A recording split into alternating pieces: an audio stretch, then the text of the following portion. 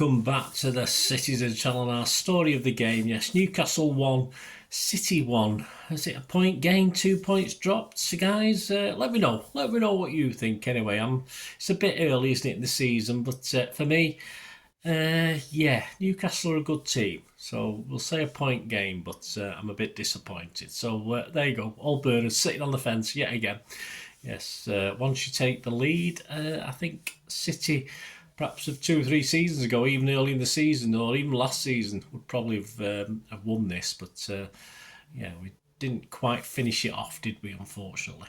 So the game took place on the 28th of September 2024, 12:30 p.m. kickoff. So we're never good at early kickoffs, are we? So we'll have to accept that as well.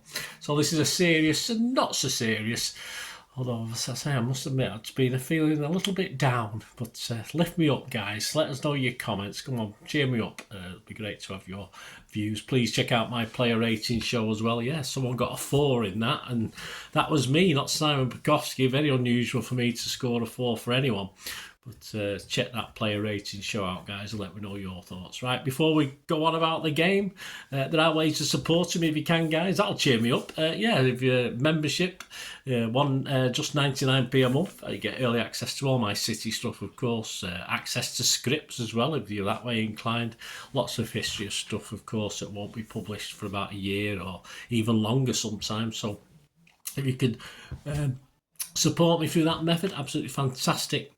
Subscribe, of course, if you've not already done so. That'd be wonderful. And press that bell notification. You know, these vlogs are coming out, City past, present, as long as I can keep going. And of course, also to support me, you can watch the ads. Just have a look at your phone while the ads playing or something like that. And if you follow a link, if you fancy something, it's always a possibility. That'll help as well. And yeah, give us a like, guys, much appreciated. I'm trying to get into double figures. Sometimes it's easier than other times, but do that for me. And of course, we do have a sponsor at the moment, P6505, but I'll have a shout out for them before we go. They've got a little eBay shop where they sell movie posters and DVDs, so stay tuned. But let's get on to this story of the game. I was a bit disappointed in the 11. I got 9. He made 8 changes to the Watford game, Pep, of course. I had Foden and Savvy in my team. Of course, we got Walker and Gundo. Obviously, not like for like in those positions, were they? But yeah, I think a bit disappointing, really. I wasn't sure. I didn't really want Gundo to start. I don't think Gundo's been showing it, and it's sort of shown a little bit in this game, didn't it? So I'm not going to say I'm cleverer than Pep, but I would not have started Gundogan in this game, and it didn't turn out too well, did it? Anyway, the City 11: Edison, Walker, Kanji, Diaz, Gvardiol, Lewis, Kovacic, Gundo, Bernardo, Grealish and Haaland. On the bench, Ortega, Carson, Stones, Doku, Savic, Nunes, Foden and McAtee. It's not a bad bench. Although, you know, if you're chasing a game, you're thinking, yeah, perhaps Doku and Savvy can do something as long as you bring them on with a bit of time left. That's the thing. 3 changes for Newcastle from their defeat last week to Fulham. Pope, Trippier, Sharp, Burn, Hall, Joe Linton, Guimarães, Tonali. What a player. Gordon, Murphy and Barnes we'll talk about. I'm no doubt Tonali will get a mention or 2 in this story of the game. Minute 2, yes, Trippier, who loses Gvardiol on the edge of the area. Edison quickly comes out to dive at his feet. So a good start from Newcastle. Good old-fashioned brave goalkeeping from our Brazilian there. 7 minutes, Gundo plays a simple pass into Haaland, who's shot on the angle. It's really comfortably saved by Pope, straight at him, really. No real problem with that. He perhaps could have held on for it a little bit more and created something else. But I'm not going to have a go at old Erling for having a shot. 10 minutes. Edison is challenged by Gordon. I think this was the highlight of the first half, actually, apart from the goal. 30 yards from goal, and plays the most nonchalant back heel to Kyle Walker you're likely to see out on the wing. What a cool bastard. I don't think Pep was impressed. If you looked at the pictures, I might even have up here, but at the introduction to this vlog, his face said it all, really. But Edison knows what he's doing, I think. 14 minutes, Trippier's first shot flattens Grealish. Yes, I think he got him in the old kahunas, didn't he? Right in the balls, shall we say. Let's be common. But he did get up fairly quickly, so perhaps he's wearing a box and it wasn't as bad as we thought. 25 minutes, a Newcastle corner brushes the head of Haaland, and I don't think Grealish knew too much about it. It's hit him and went behind for another corner. And again, as I queried against Arsenal with this stupid zonal marking, we had one for that one corner that resulted from this. Lewis was marking Joe Linton, and Bernardo was marking Dan Burn. I hate this zonal marking nonsense. It's absolutely ridiculous. I don't. If you have zonal marking, but at least leave a little bit of leeway for big lads to mark big lads. All right. You want Ireland at the front post. That's fair enough. He's a big lad. He's got to make sure they get a good crossing. But for any other big lads we've got, stick them marking other big lads in the zonal areas. I don't know. I just don't know. 27 minutes, Bernardo Silva's pass is behind Gundo, but he doesn't readjust quickly enough. I think he could have done. I don't think it was that far behind him and on the edge of the area. And his first time shot sort of hits his standing foot, so it goes well wide for a goal kick. 28 minutes, a better ball this time from Bernardo. Freddie towards the far post, and with Erling lurking, Trippier managed to put it behind for a corner. 35 minutes, of course. Happily, we went 1-0 up. Sadly, it wasn't enough on the day. Grealish lost Trippier on the left. Had a good game. Grealish slipped an early pass into Gvardiol. He cut inside Burn nicely, dummied him, really. He sold himself totally and slid a carefully placed right-footed shot across Pope. It did take a slight touch, but I have a fair feeling, I think it was off Tonali, wasn't it? I think it was going in anyway. Mr. Smooth is Mr. Cool, although defensively he'd been given a bit of the runaround by then, hadn't he? 37 minutes, Haaland has a little bit of a cut on his Achilles heel, so he went up when the goal celebrations were being made. He went over to get a little bit of treatment. Which, there's no reason why we shouldn't start the game, and then he could have gone down, couldn't he? Do the old Arsenal tricks, but we're not like that, are we? 40 minutes, a dreadful pass from Pope goes straight to Gundo, who does a two, and there's 2-on-1. Ireland to his left. Gundo tries to chip Pope. I can see what he tries to do, and of course, you think of Wembley FA Cup final, brilliant, but it was awful. He completely underhits it. Nothing at all. Poor attempt. Erling was still an option, of course. I'm not going to blame Gundo, but he's not in the form to do them sort of things. And if it had flown in, yes, it would have probably lightened his kickstarts his season. But I just thought it was generally poor from Gundo. I think the option was to play in Haaland, in fairness. Just move towards goal, move towards the 18-yard box and play Haaland in. Because he did have defenders trying to scurry back, but hey, never mind. I'm not going to have too much of a complaint against him having a go, but at this point in time, Gundo's not quite at it. 41 minutes. This time, he is at it. He plays an excellent through pass to Ireland, who gets away from Burn on the edge of the area, but sort of under pressure. I think there was another defender there as well, leaves sort of the ball behind him. And then the worst of it was, Gundo got another bite at the cherry, and Ireland was in space. He was onside, and Gundo just didn't find him. It was Ireland ended up on I think he ended up on the floor, but it was just a poor pass from Gundo the second time around. 45 plus 1 minutes, of course, a great save by Edison, a long free kick into the City's area, headed on by the big lad Burn, and Joe Linton controlled it on the stretch and turned and belted an excellent shot, but it's well saved by Edison, and we'll have one from Bernardo in the second half, very similar to this as well. We managed to scramble it away. So half time, it took City about 20 minutes, I thought, to settle down in this one. By 45 minutes, we could have had 3 goals, but a good Edison save in the 1 minute of injury time kept it to 1-0. So interesting. Still a lot to do in the second half. Unfortunately, we didn't do it. 51 minutes, Barnes goes over under a challenge from Walker, but nobody's that interested in that one. 52 minutes, Tonali goes down his own area after a slight elbow towards him. I wouldn't say it hit him from Grealish. I think a sniper in the Gallagate end took Tonali out there. There was nothing in it for him to fall over and roll over as though he's in apparent pain. Did he not get booked for doing that sort of thing? But probably not. 56, well, he got booked soon enough, didn't he? 56 minutes, Gordon gets away from McAndrew, goes round Edison and waits for the contact, leaves his foot there.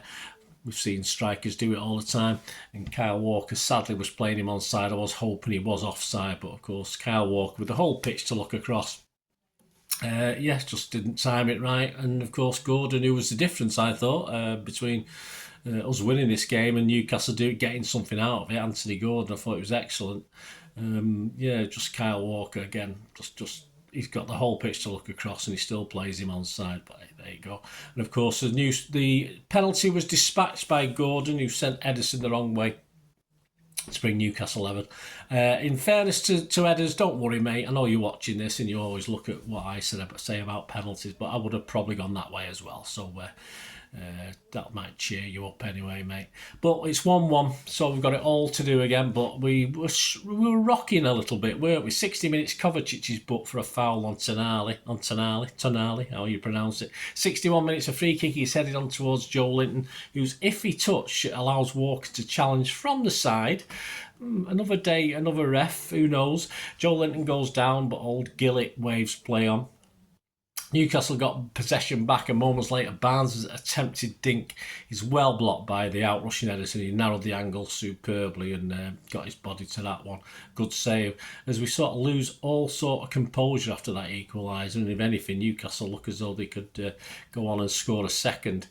62 minutes, of course, the ongoing spat between Grealish and Tonali, and they're both booked for continuing that. And I think the ref actually removed both players' handbags from the field of play at that point in time as well. 66 minutes, Walker's pass, a poor pass is intercepted on the edge of the area by Hall, whose chip cross is headed away very well by Gvardiol. 66 minutes, we get a substitution. Phil Foden, we're not too sure why he wasn't on from the start, but he seemed to be okay when he did come on. Replaces Ilkay, who did have a poor game. 73 minutes, a chance for Foden. Grealish's cross is headed away to the edge of the area by Joe Linton. Haaland superbly cushions it.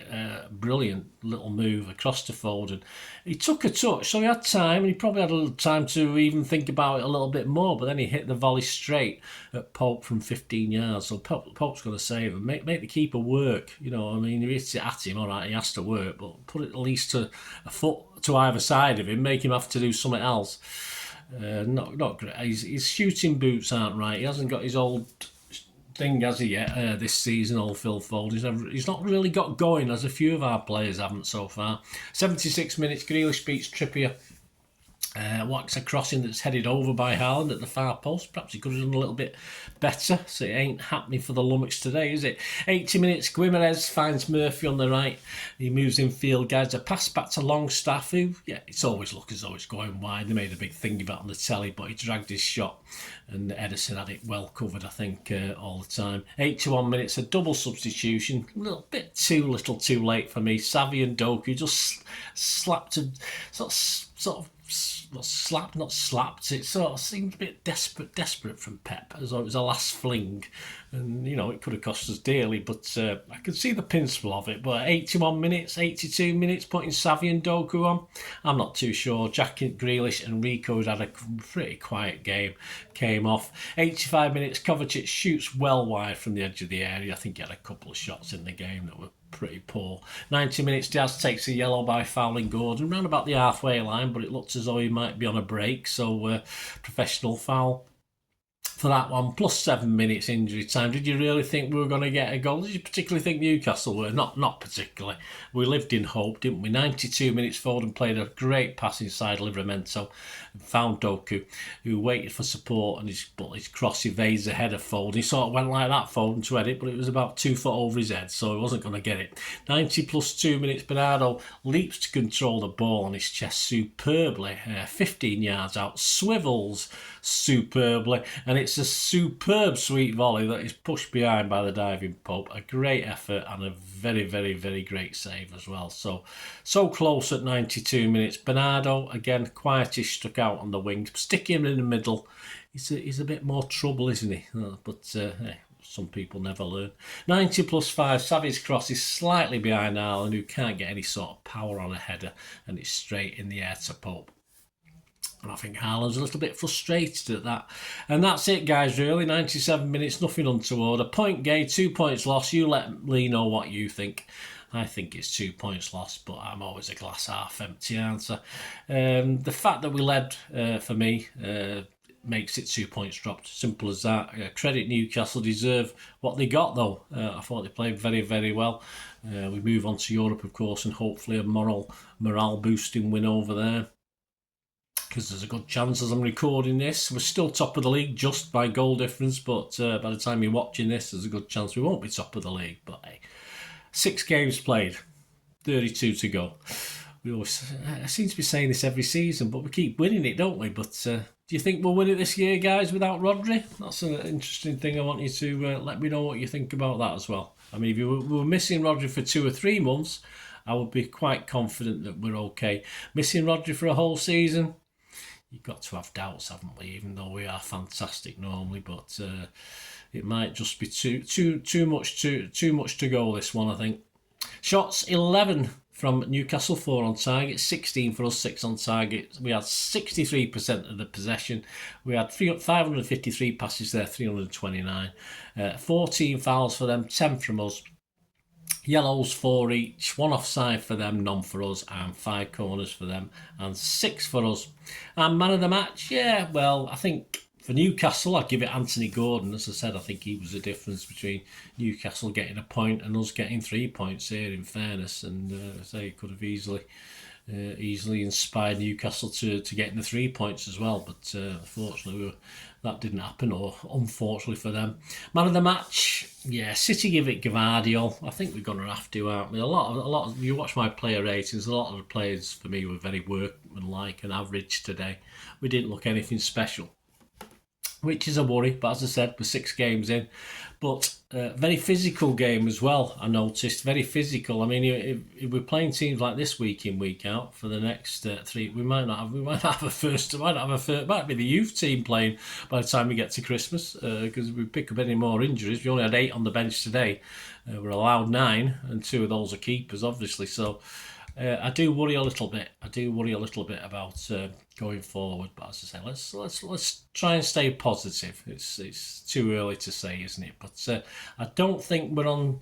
If other seasons we've been there and other teams have been there, inconsistency, we're a lot closer. I mean, I don't see anything really special about City at the moment, which is a little bit of a worry. So there you go, guys. No headlines. I'm doing this too early, so I don't know any newspaper headlines or anything like that. So, because I'm doing this a bit earlier, because I want to prepare the Pepsi 11 for the trip for the match against Slovan Bratislava, of course. So join me for that. That will be available later today. If you're watching this on Sunday, that'll be available Sunday afternoon.